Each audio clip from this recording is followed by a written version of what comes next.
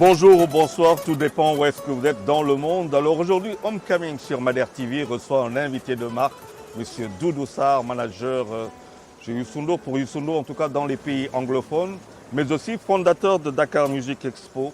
Alors, nous avons le plaisir de recevoir. Bonjour Doudou. Bonjour Charles, merci de m'avoir invité. Alors Doudou, tu es ici à Homecoming, bien entendu, comme tu le devines, dans ce beau cadre, Relax Beach, Ça, c'est un beau cadre, n'est-ce pas?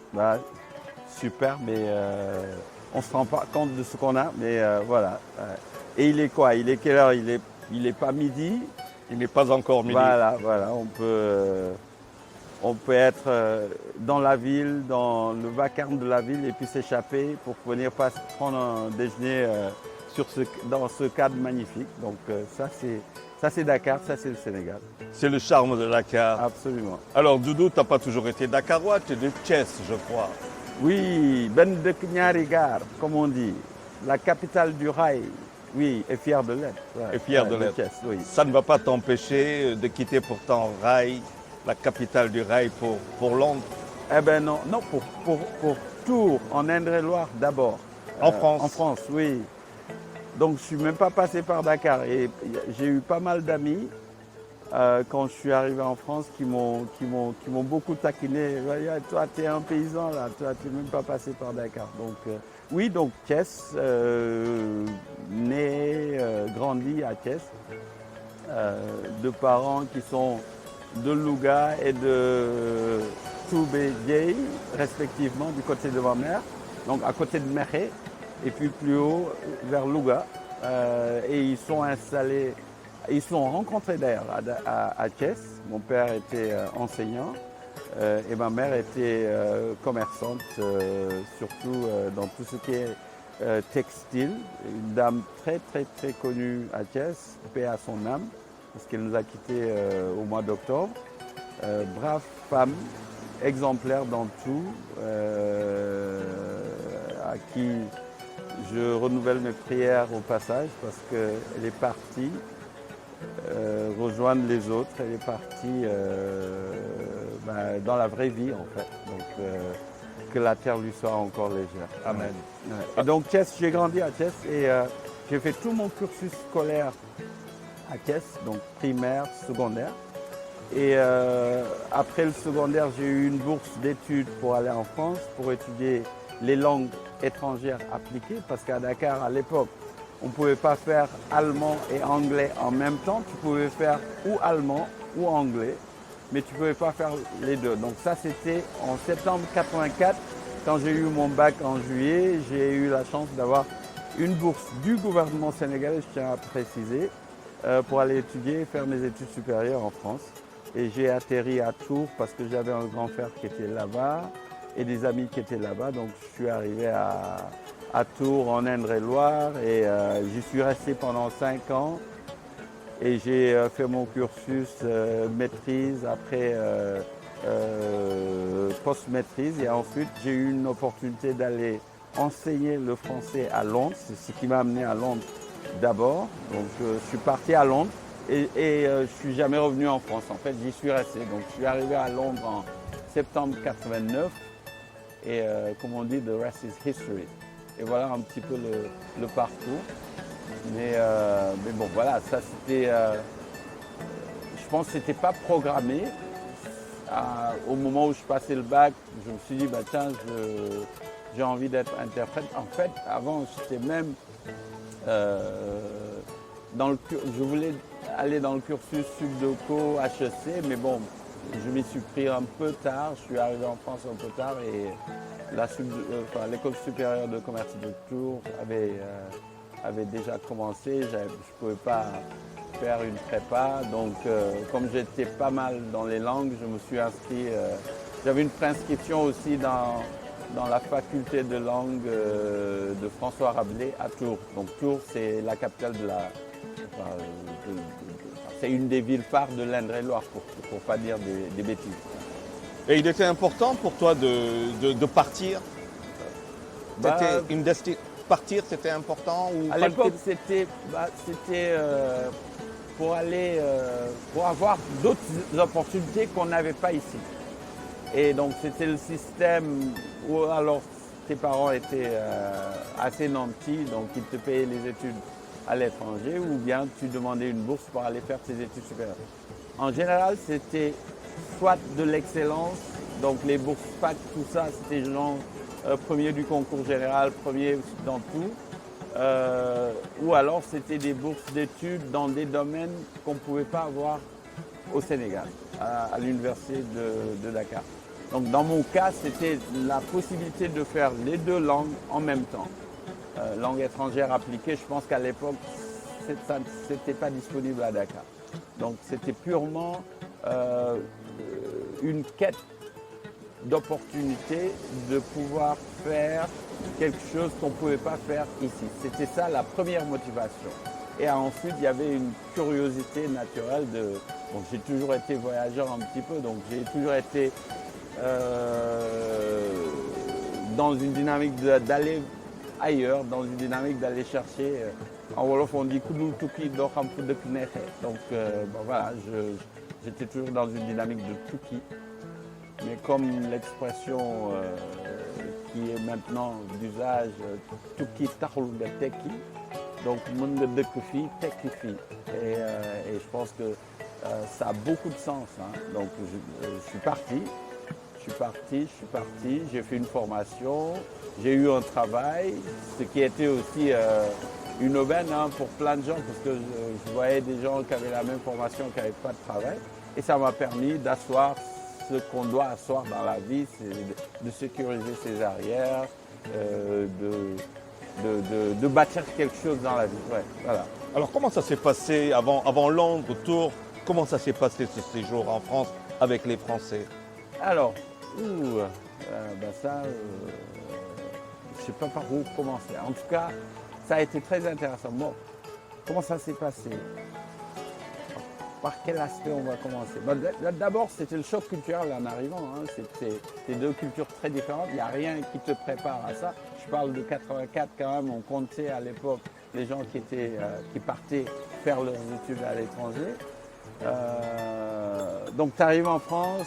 Moi, je me rappellerai toujours des premiers jours où on arrive, on nous récupère comme étudiants boursiers du Sénégal. On était tous logés au centre des heures universitaires, au centre régional, au cours de l'avenue Bernanos à Paris. J'oublierai jamais cette expérience-là. On est resté groupe de Sénégalais qui devaient être dispatchés dans plusieurs villes de France parce qu'on n'avait pas à l'époque le droit de rester sur Paris, donc on devait être en province et on était tous logés au Crous. Après on est parti à l'ambassade du Sénégal à Paris pour récupérer nos premiers paiements pour cette bourse-là. Et voilà, c'était l'euphorie, tu arrives en France. À l'époque, on était considéré comme l'élite du Sénégal, hein, ceux qui partaient en France, les CNF de l'époque, je me rappelle. Et voilà, c'est la découverte, on est excité de partir, on est excité par cette nouvelle aventure, cette liberté et cette découverte. Et puis voilà, donc tu arrives en France, tu te rends compte que ça n'a rien à voir avec ton pays d'origine, tu arrives dans un environnement différent, des fois plutôt hostile, encore qu'à l'époque ça allait encore. Hein. Et voilà, c'est la découverte d'une nouvelle culture, c'est la découverte d'une nouvelle manière de faire, d'une nouvelle manière de penser. Et après, tu apprends. Et pour moi, c'est l'école de la vie. Tu hérites de belles choses sur le territoire d'accueil. Donc, tu hérites de pas mal de bonnes qualités en vivant là-bas. Et après, tu es confronté à beaucoup de défis, beaucoup de challenges du fait que tu es noir, du fait que... Moi, je me suis rendu compte de cette réalité en étant en France. Hein. En partant du Sénégal, je ne savais même pas cette histoire de noir, blanc, jaune, machin, ça ne m'a jamais traversé. Tu as vécu le racisme? Alors, oui et non. Hein. Oui, parce que à force de te rabâcher les immigrés à la radio, dans les journaux, les 101 Maliens déportés de Pasqua, pendant tout ce temps-là, j'étais en France. Donc bien sûr, SOS Racisme, il y avait du racisme. On nous refusait l'entrée dans certaines boîtes. C'est marrant parce que hier, je regardais un entretien et c'est toujours d'actualité. Donc ces problèmes-là auxquels j'étais confronté dans les années 80, donc 84, 85, 86, existent jusqu'à présent. Oui, donc c'est se voiler la face de ne pas dire qu'on n'a pas été confronté au racisme. Oui, j'étais confronté au racisme. Alors de Tours, tu te retrouves à Londres avec une autre vie. Alors ça, par contre, ça a été pour moi le move, le changement marquant de ma vie parce que bon, on était à Poitiers d'ailleurs, chez des potes, dont un a une superbe école ici. Et il y avait un de nos grands, enfin une superbe chaîne d'écoles d'ailleurs, l'une des meilleures chaînes d'écoles privées du Sénégal. On était chez ces amis-là à Poitiers. Et on parlait avec un autre ami qui lui vit toujours à Londres, qui lui aussi a fait ses études à Poitiers. Et il y avait un de nos grands frères avec qui j'étais parti de Tours à Poitiers pour faire la fête. On se retrouvait souvent dans les autres provinces. Poitiers, c'était pas loin, Orléans, c'était pas loin. Et après, il nous racontait son expérience d'assistant en langue française à Londres. Et après, à tous les deux, il nous a dit, pourquoi ne feriez-vous pas la demande pour être assistant, pour aller enseigner l'anglais, le français aux Anglais, aux jeunes Anglais. Eh ben, il nous a donné l'adresse, on a fait la demande tous les deux, mon ami et moi, et on nous a recrutés comme assistants en langue étrangère dans 2 lycées de Londres. Alors moi, j'étais posté à Londres et lui, il était à Leeds. Et ça a été le tournant de notre vie en fait, parce que on quittait un environnement où on allait faire bac plus 7, 8, 9, sans espoir de trouver du travail. Et tout de suite, on arrive avec une opportunité d'aller faire 1 an en Angleterre, d'abord pour améliorer notre anglais et les autres langues.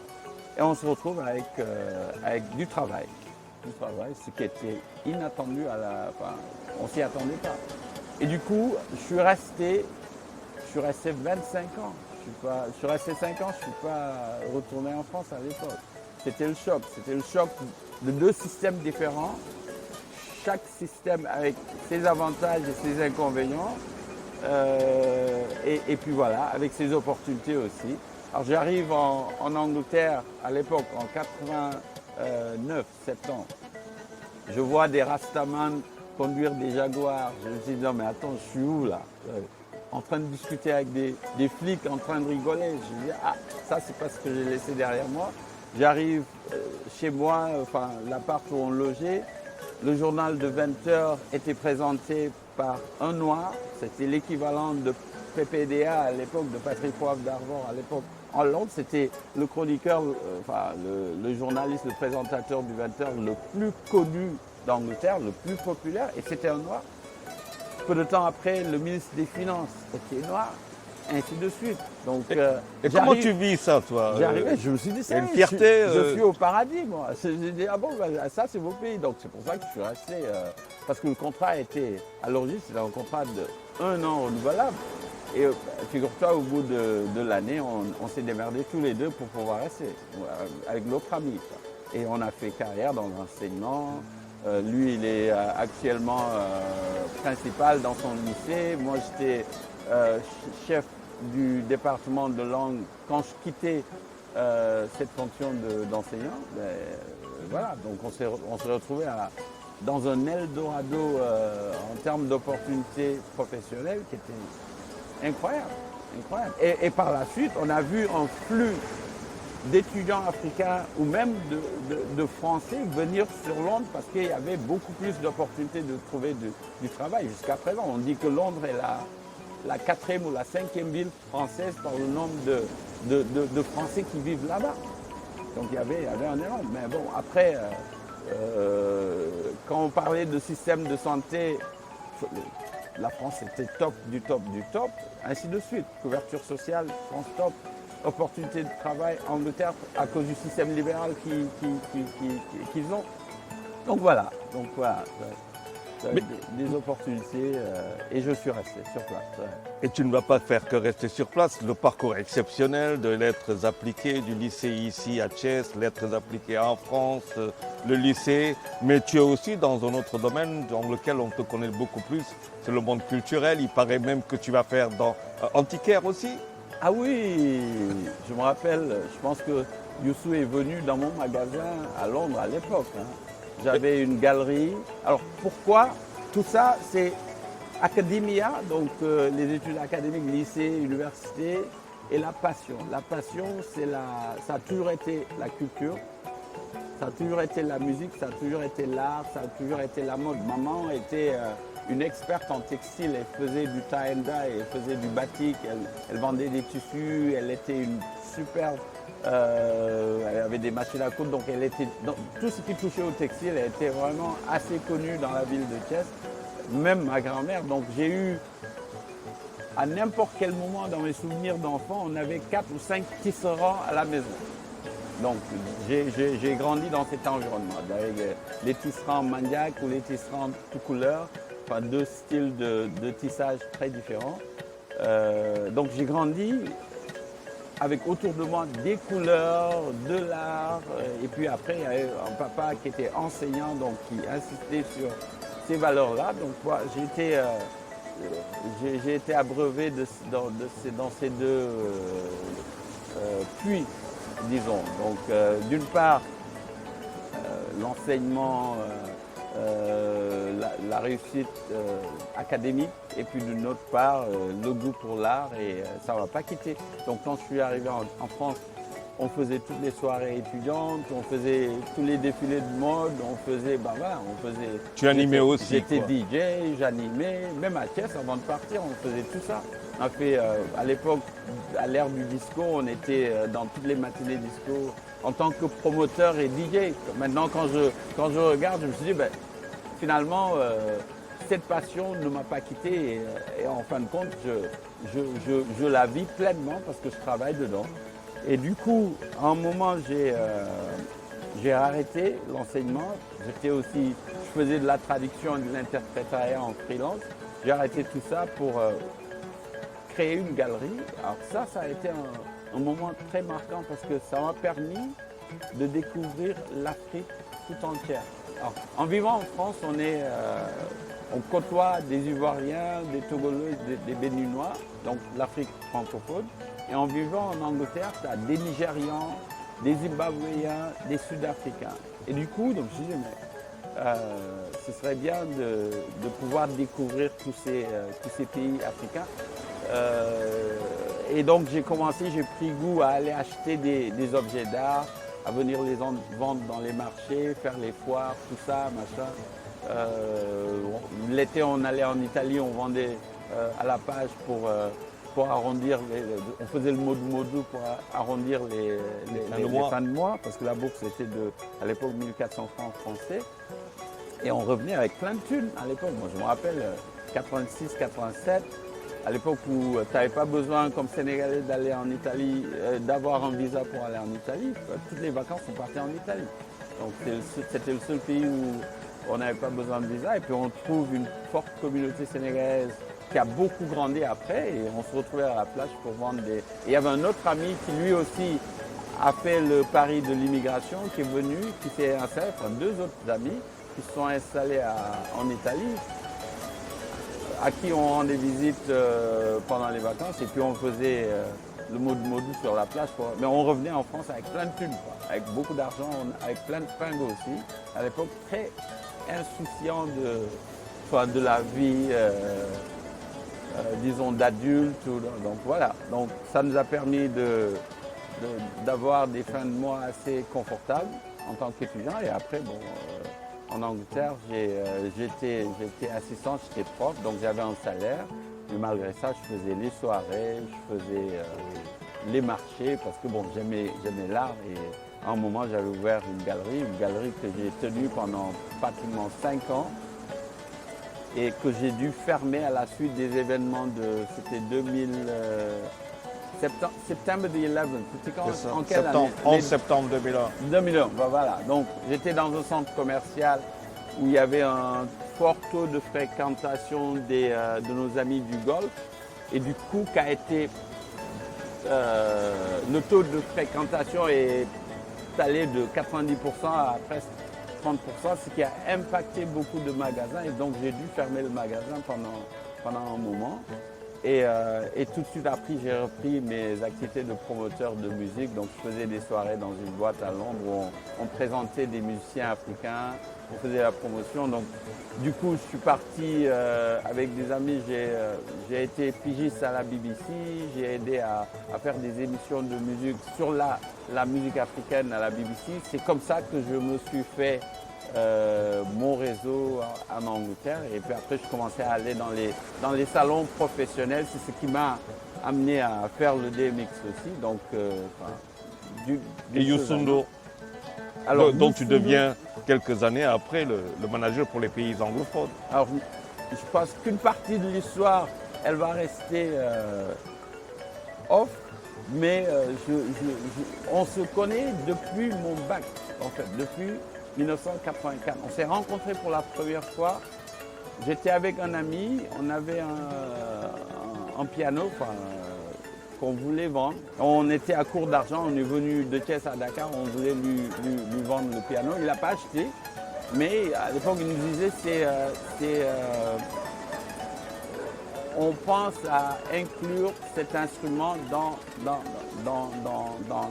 la création musicale à l'époque. Je ne pense pas qu'on utilisait beaucoup l'orgue ou le piano à l'époque, dans les années 83, 82 par là. Donc c'était la première rencontre. Je ne pense pas qu'ils s'en souviennent, mais ensuite on s'est rencontrés chez Habib Faye quand je venais en vacances. Donc à l'époque j'étais déjà en Europe parce que je suis parti 2 ans après. Et de fil en aiguille, on est devenu, parce qu'à chaque fois qu'il était en tournée, j'étais là, curieux de voir comment ça se passe. Mais j'étais là aussi parce que c'est quelqu'un que j'admirais et que je prenais comme role model. Donc tout ce qu'il faisait, parce qu'il faut dire, le nombre de Sénégalais partis à l'étranger pour qui la musique de Youssou N'Dour les a rapprochés du pays, on ne les compte plus, hein. Il y en a des centaines de milliers. Alors, comment on appelle ça, le terme home sickness, quand tu as... L'espérance, l'espoir. Non, tu es loin de ta patrie. La nostalgie. La nostalgie, voilà, la nostalgie. Et cette nostalgie est comblée à travers, et même, je veux dire, l'amélioration de la langue Wolof. Il y a beaucoup de Sénégalais qui ont appris de nouveaux termes ou de nouveaux mots à travers ces chansons. Donc on a tous vécu le phénomène immigré ou la chanson immigrée. Et donc c'est comme ça que tu admires de loin quelqu'un, après tu le rencontres, après vous vous connaissez, et à la limite, après il devient un grand frère, carrément. Donc je peux dire que on a des rapports d'abord de grands frères, petits frères sur une quinzaine d'années bien avant que je commence à travailler avec lui. Et écoute, il nous reste quelques 3-4 minutes avant la fin. Tu retournes sur le Sénégal quelques années après, 27 ans après. Facile retour au Sénégal? Alors facile, oui et non, parce que c'est pour ça que je dis à tous mes amis qui sont là-bas, écoutez les gars, ne restez pas longtemps sans venir au pays. Lolo erreur. Parce que, comme on dit, il y a des gens qui sont jamais sortis du Sénégal, qui vivent très bien. Comme on dit en Wolof, am na ñu jógewul Sénégal ba pare tekki Sénégal. Donc mën nañu dëkk fii tekki fii. Donc en ce moment, il y a une énorme reprise de conscience du fait que on peut s'en sortir ici. On peut. Bon, c'est facile de le dire. C'est beaucoup plus difficile à réaliser. Qu'est-ce qu'il faut pour s'en sortir? Alors, quelles sont les ressources? Les ressources. On dit, quand tu arrives en France, on te demande quel diplôme tu as. Et on dit, quand tu arrives dans les pays anglophones, on te demande qu'est-ce que tu sais faire, quelles sont tes capacités. Ici, quand tu arrives, on te dit qui tu connais. C'est fondamental ça pour... Ah oui, ah oui. Wax ko si wolof waaye Doudou loolu c'est... koo xam. Parce maanaam que boo waree tekki fii dañ lay wax koo xam. sa chance day jaar sa wërsëg ci koo xam la. En tout cas, soo xamul yi nit Sénégal lijjanti fi dina metti. Ouais, parce que rien n'est transparent. Transparent est peut-être pas le bon terme, mais mes frères et sœurs mourides disent ku dem dañ la dey mbaa ñu bëmax la dey wala ñu bëmax la donc buñ lay dey nit moo lay dey buñ lay bëmax tamit nit moo lay bëmax donc le réseautage existe partout dans le monde, mais encore plus ici. Il faut connaître les gens. Alors quand tu es à l'étranger, tu es un peu déconnecté de ce qui se passe parce que on ne peut pas téléguider ou télécommander quoi que ce soit. Il faut être sur place. Il faut être sur place pour voir la vue du pays du jour au lendemain du jour parce il y a beaucoup d'informels, il y a beaucoup de choses non dites. Et donc, du coup, il faut que les gens t'informent de ce qui se passe, te donnent des tuyaux ou alors être dans certains réseaux. Moi, j'en suis pas encore. Et donc, du coup... Après combien d'années? Après, là, je suis arrivé après presque bientôt 9 ans. C'est très difficile d'intégrer ce réseau.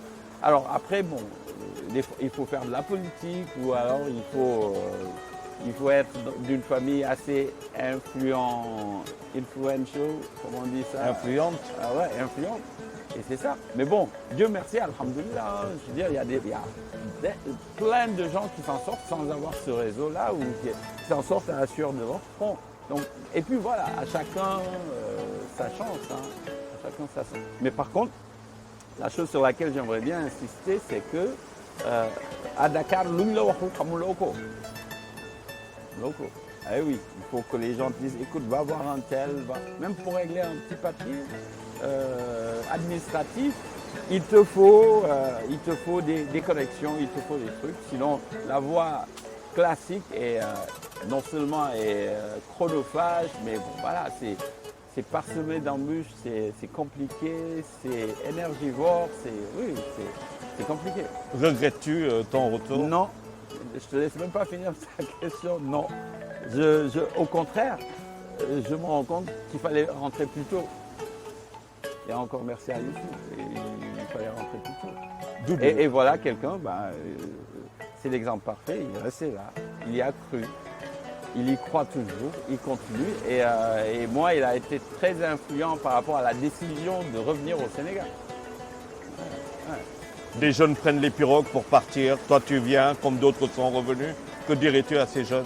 De rester au pays, de se rendre compte. Et ça, c'est même pas pour les jeunes Sénégalais, mais tous les jeunes africains. On a le sol le plus riche du monde. Dieu nous a bénis. On est sur la terre la plus bénie au monde. On est les plus riches. On nourrit le monde entier. Qu'est-ce qu'on va faire ailleurs? Restons ici et développons nos pays. Développons notre continent. C'est le plus beau continent au monde, le plus riche. Mais ça, il faut le comprendre. Ça, il faut le connaître. Et pour le connaître, c'est l'enseignement, c'est la croyance en soi. C'est self-esteem et c'est ça qu'il faut cultiver chez ces jeunes-là.